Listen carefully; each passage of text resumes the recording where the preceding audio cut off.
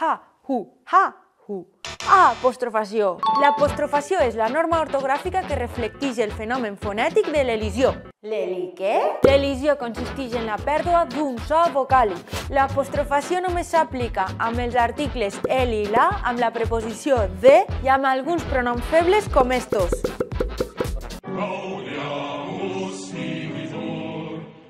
Altres casos en què s'apostrofa. Quan la H a principi de paraula no sona, que és quasi sempre, apostrofem com si començara per vocal.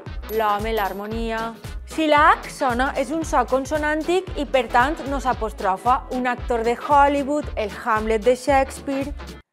Apostrofar o no apostrofar, eixa és la qüestió.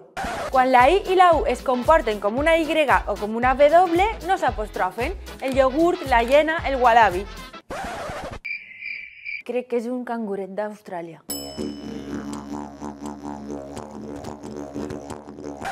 L'article femení singular, la, no s'apostrofa quan va davant d'una I o d'una U àtones. La història, la universitat...